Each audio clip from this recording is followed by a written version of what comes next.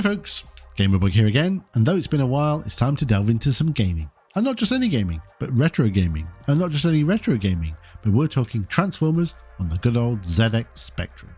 Now this game came out in 1986, almost a year after my love for the franchise started, that being Christmas of 1984. And of course I was avidly looking forward to playing a computer game of my favourite toy / comic / cartoon show. Now the problem I had was back in the day just popping out to buy a new computer game wasn't much of a thing. We certainly were not a well-off household, so new games were usually in the form of occasional £1.99 budget titles, if we were lucky.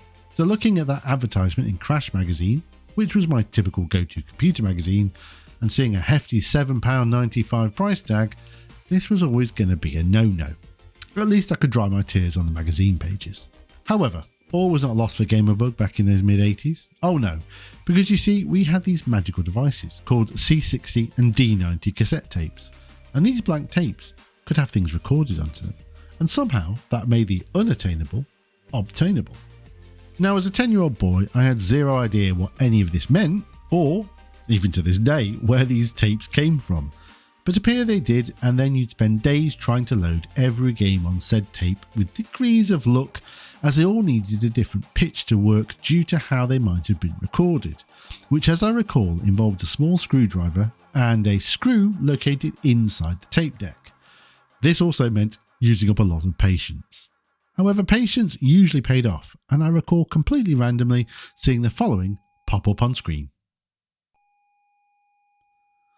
Now while that screeches away in the background, it's worth noting some other things about this game, and the fact the version I had of it was borrowed. And that meant there was no inlay card. Nope, that was a myth only to be marvelled at in the local computer shop.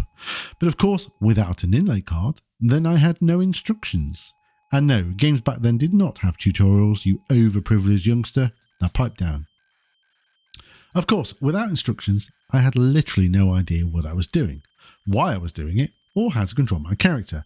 But none of this matters, as I'll figure it out. I'm a resourceful 10-year-old, and besides, it's Transformers. It has to be good, right? Right? Now, this is just going to be my thoughts on the game as an adult, and whatever memory of the game I have as a child. If you want in-depth info on the ins, outs, hows and wheres of the game, or Ocean Software who published it, or Denton Designs who made it, I'd heartily recommend different specky channels by the likes of Kim Justice, or if you want a good walkthrough, RZX Archives. I'd also probably point out someone like Rose Tinted Spectrum, or recently I've been watching a guy called Seb's Place. These are more in-depth Spectrum games reviews, history and fact channels, but they're also bloody good and funny as well. With all that out of the way, let's get on with the game, shall we? But before we get started, if you like the video, please consider leaving a like, and if you want to see more content like this, consider subscribing, as it really does help the channel. Now, let's get on with it. We open to this screen, and to call it bare bones is an understatement. But we have our Autobot and Decepticon logos right there in glorious cyan and magenta. You know, like the real thing. Moving on. We get the option to choose our controller or just start the game. So of course I'm going to pick my control scheme. Now I will say back in the day I used the keyboard a lot on the Spectrum as I felt it gave better control. And my keys of choice were QA, OP and M or space to fire. This was a pretty standard layout, and I think I got it from playing a lot of Bruce Lee. But anyway, a few games might switch up this layout, but chances are you could redefine them anyway, so it's all good. So I look for the redefine keys button, and nope, it does not exist. Not a problem. I jump in and decide, let's figure the keys out. And I press numerous keys, and zip, all happens. And then something does happen. And I find out that the keys are 1, 2, 3, 4, and 5. You are frigging kidding me. This cannot be right. Maybe I accidentally clicked joystick when I was choosing my controls. Nope. Okay, let's download and check the manual. And yeah, 1, 2, 3, 4, and bloody 5 are actually the assigned keys. You have to be shitting me. Okay, some fiddling later, and I've managed to get my Xbox controller set up as a joystick, and we can get started. We are presented with this screen, and we have a cursor. For no valid reason, we have a cursor. Because we could just have a left and right selection box here, but no, we've been given a cursor, and it's not used at any other point of this game, only on this selection screen, and it's slow as hell. You can choose from 5 Autobots, which includes Mirage, Jazz, Hound, Bumblebee, and of course, Optimus Prime. Now okay, these are not amazing, but this was 1986. You can't expect miracles. And I'd say Prime and Mirage look kind of fine, Jazz and Hound passable, and Bumblebee has been decapitated for some reason. I'll give the robot modes a reluctant pass. Once we choose our character, where basically each character works as an extra life, we can spawn in under a thing, which the instructions refer to as a defensor pod, where we can hide and apparently regain strength. I assume this must happen while using other characters, and you can't just stick your character under here and get your stats back, and that's because when you're under here, the game pauses. Stats vary between our cast of characters, with Prime having the best overall and Bumblebee the worst, but in the grand scheme of things, it means very little. Stats, however, are as follows. Weapons, this depletes as you shoot at enemies. Shields, this depletes as you are shot by enemies.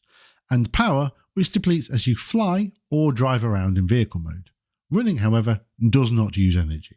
So, with our character under our control, we can get started on our quest, which is apparently to collect 4 pieces of an Autobot insignia dotted around the map. Once you have it, you return this to a certain point and they will fill out a symbol and you win.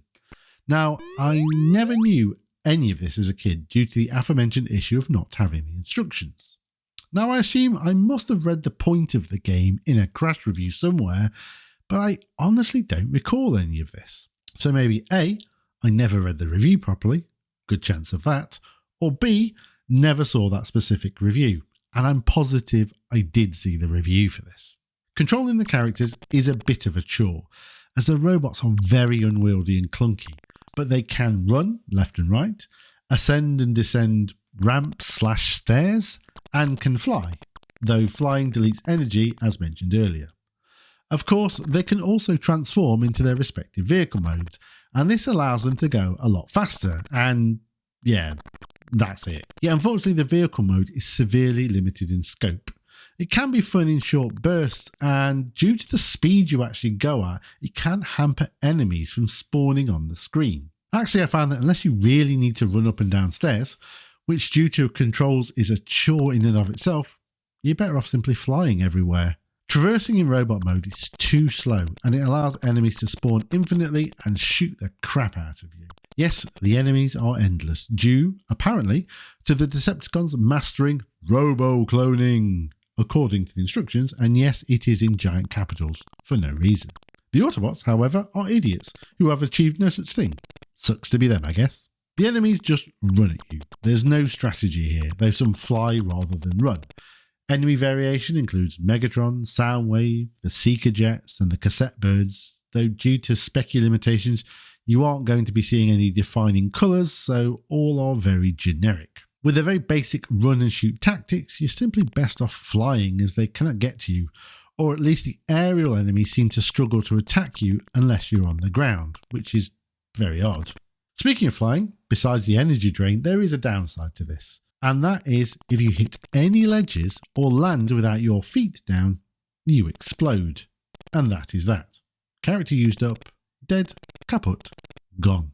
The same is true if you drive off the edge of a ramp in vehicle mode. I found myself dying more from hitting ledges than to enemies, and it's bloody annoying. You find you need to land to traverse some of the annoying stairways, as you can only go up and down these in robot mode, and they can be the only way to avoid the ledge explosions. This adds to the frustration, but I found that once you realise this is all just to be annoying and slow you down, you find the game itself has very little to offer, and it can be completed pretty quickly. Presentation-wise, it's okay, but nothing amazing. Sprites kind of look like their counterparts, but the level design is bland and repetitive and boring, and the backgrounds are mainly black, but then some of the platform structures are actually the background and can be passed through, and then some are solid ledges you can walk on and crash into or fall off. This is not helpful, as you can imagine. Sound is nothing to write home about, with the only highlight really being the good old transformation noise, which no matter what, it always raises a smile. All in all, yes, this is a game from 1986, and it was on the Spectrum, so maybe you can't expect too much, But at the same time, I can name so many good Spectrum games way more in depth than this that are even older. So really, it has no excuses for being this poor.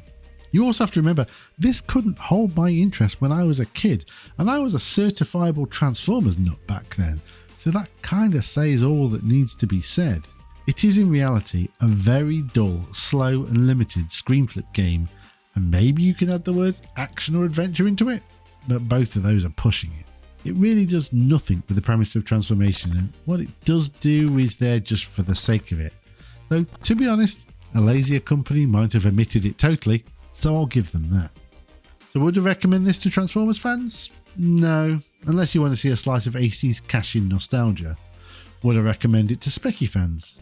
Again, no, as it sucks as a game, and well, I mean, it's not a total dumpster fire, but at best this deserves a score in the mid-50s out of 100.